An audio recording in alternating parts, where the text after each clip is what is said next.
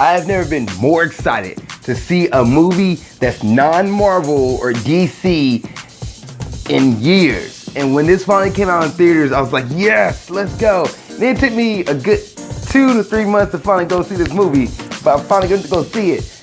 And I'm so happy I did see it. Incredibles 2. And I'm about to review it right now.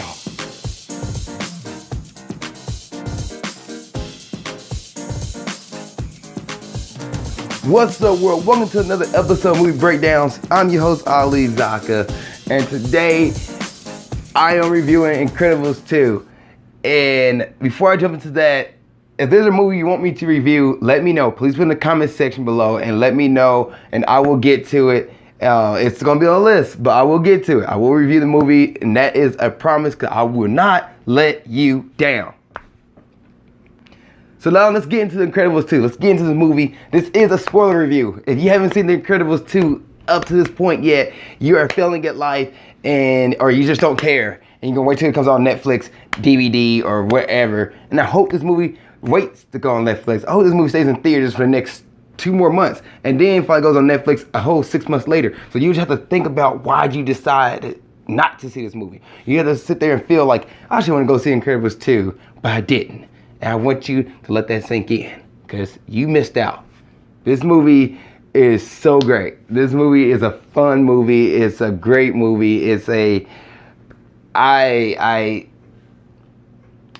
trying to say, if I want to put this movie on the same level as Incredibles 1, I don't know. I think Incredibles 1 is better than this.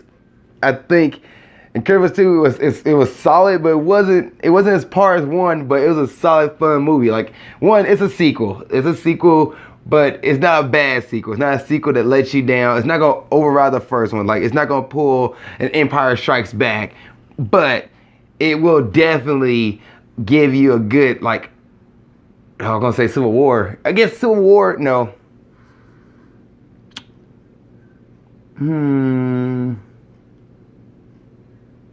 What's a good sequel?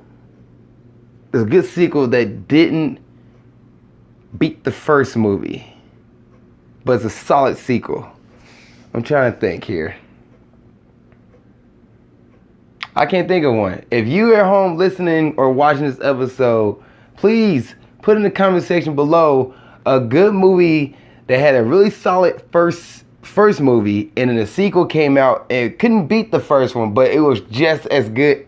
It was just as good, or just a tidbit lower than the second one, or than the original. Deadpool 2.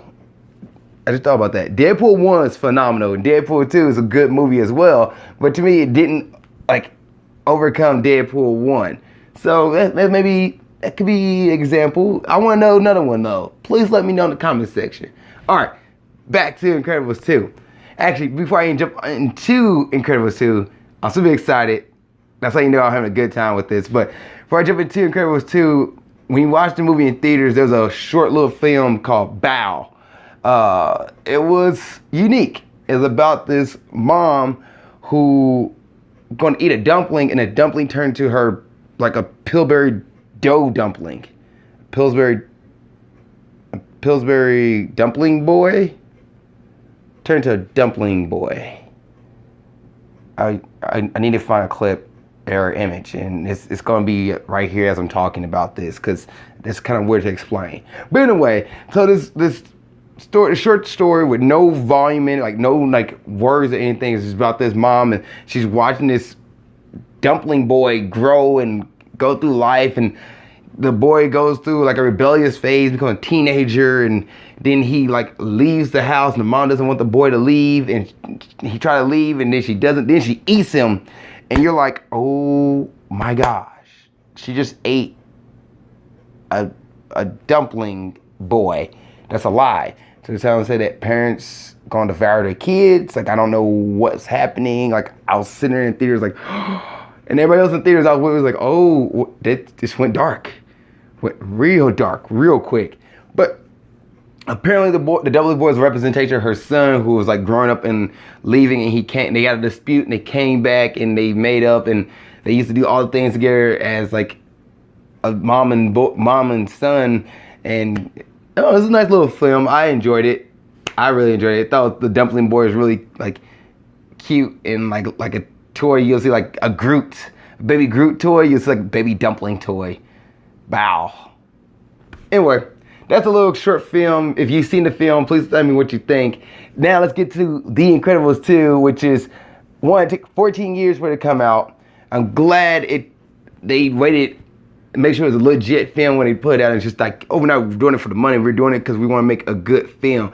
I'm glad that Pixar waited. I'm glad that Brad Bird waited to do this because it was great. It was purely great.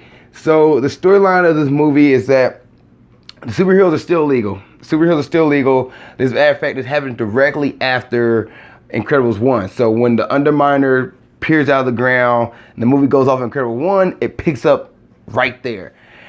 And the Incredibles kind of get in trouble because they try to save the city and the government's like, we don't need you guys to save the city. Well, this one guy named Winston was like a business mongrel who wanted to bring back superheroes because his dad loved superheroes. He had a fondness of superheroes, and his dad was killed because supers wasn't around. So he wanted to bring back superheroes to show the world that supers are great. And he chose Elasta-Girl out of Mr. Incredible and Frozone and Elasta-Girl. He chose Elasta-Girl as the main person to lead this new world of supers and lead this new change and this new, what's the word I'm looking for? Not begins with the R and I can't think of it right now, but lead this new I can't think of the word, guys. It's not coming off my head right now. Reform. There we go. To lead a new reform, the super reform, to get the superheroes back in the light. And they did this by putting a camera on Elasta-Girl so people could see up to Elasta-Girl, like what she's doing, how she's patrolling when the crime happens, and how she's chasing them the bad guys, stuff like that. And you're like, okay, this is pretty neat. It's a pretty nice take on it. So that's what Elasta-Girl is doing. She's doing the superhero stuff while Mr. Incredible is sitting at home, being a father, or stay-at-home dad, and trying to help Dash with math and learn math and help help Violet with like boy troubles and everything, and try to take care of Jack, who's gaining so many different powers. I think at one point he had 17 different powers, and he probably got more. I don't remember what the final number was in the movie, but he was just developing so much, like he was getting all these powers. And the whole time this is going on, there's a new villain named Screenslaver who's pretty much peering up out of nowhere and hypnotizing people and trying to control stuff. And it makes you think like, oh, Winston is the bad guy, because like it makes sense why he'll be the dude. Matter of fact, there's two people in this movie that were like, oh, they're the main villain. It's not Winston. It's going to be his sister, who I forgot her name, but his sister's going to be one of the two. And spoiler alert, like, I wasn't wrong. Like, you'll watch the movie and you'll see, like, oh, the villain is literally right there in front of you the whole time. And if you've seen so many superhero movies, there's so many movies with this kind of twist, you won't be surprised by it at all. Now, a few things I want to talk about before I get into the actors. One, this movie is hilarious. The comedy in this movie is great.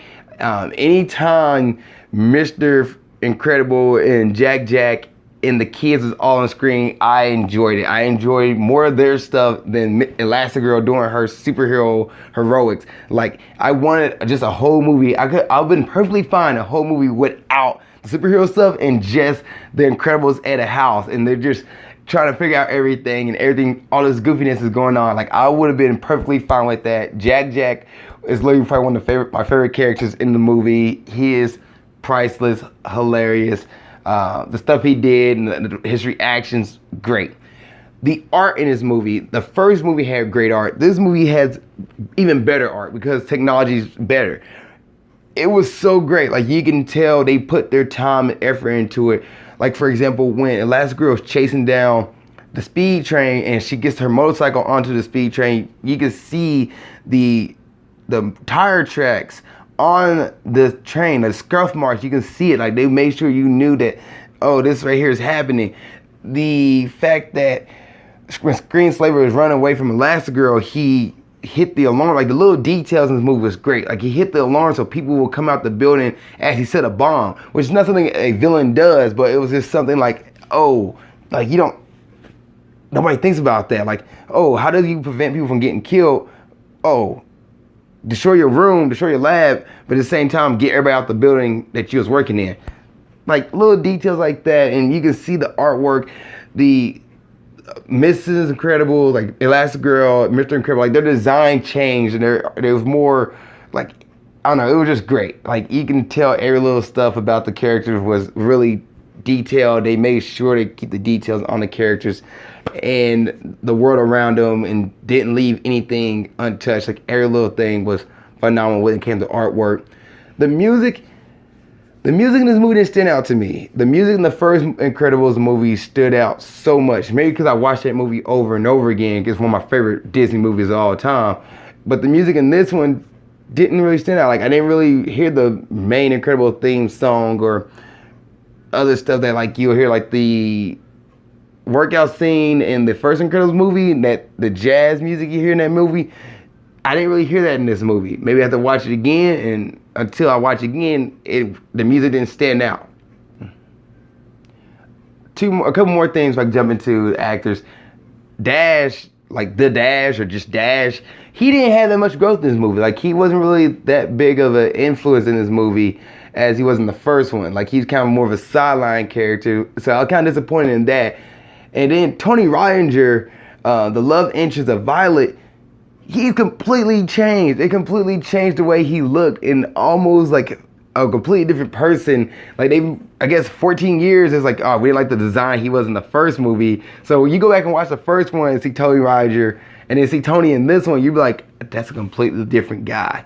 But Violet's reaction to him, Violet in this movie is great. Like there's a scene where she sees him in a restaurant, and she's drinking water. She looks up at him and she spits water through her nose. Like it was so hilarious. I know that scene it had me going for a good 30 plus seconds. Like I was laughing so hard that scene. Just great, purely great. In the villains, the last thing I want to talk about before I get into the characters, which I'm gonna just talk about now. I'm gonna just go ahead and throw a mixture of that. The villain, who was played by Catherine Keener. Well, I don't know how to say Catherine. Catherine Keener.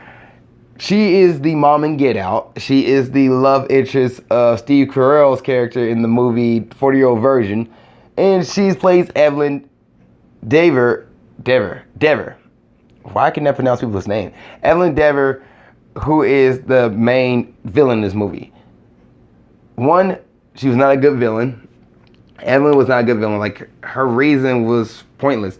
Like, she didn't want superheroes to come back because, like, one thing was the fact that her dad was killed by murderers, but because her dad decided to call superheroes who are now illegal, and so there was supers wasn't around, he got killed.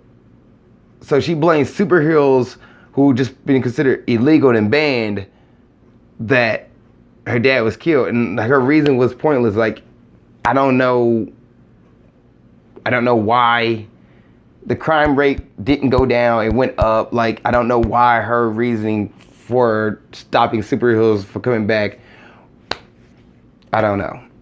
Like, her motives was pointless, and as a villain, it wasn't that great of a villain. Like, no, it wasn't that great of a villain. Not at all. Bob Parr, Mr. Incredible, who played by Craig T. Nelson, great. Like, the rest of the cast in the movie, great voice actors, great, all of them. Holly Hunter, who played Helen Parr, Elasta-Girl, she was in Batman vs. Superman, she's great. Sarah Vowell, who plays Violet, great. Huck Miller, who played Dash, once again, great. Eli Felsell, who played Jack. He made baby noises. Like, what more do you want? Great. Samuel L. Jackson, who played Frozone, great. And then Brad Bird, who played E, or Edna Mode, once again, another great, like, character in the movie. Great. They're all great. All right, so this movie's still in theaters, and time you're watching this video, go watch it. Go watch this movie in theaters. Not sure why you waited so long. And then if it's not, and this movie's on DVD, yes, it's a Friday night movie. Watch it and enjoy. All right, grading time. I'm going to grade Incredibles 2 a solid B+. Yes, I said it, a B+. It was a great movie. It was a fun movie to watch. I'll definitely watch this again when it comes out. Just great all around. All right, guys, that's it for this episode of movie breakdowns. Please tell me what you thought of The Incredibles. If you saw Incredibles 2, I should say. If you saw the movie, please put in the comment section below. Thank you guys for watching this episode. Please like, share, subscribe. Thank you so much. See you next time. Keep being awesome.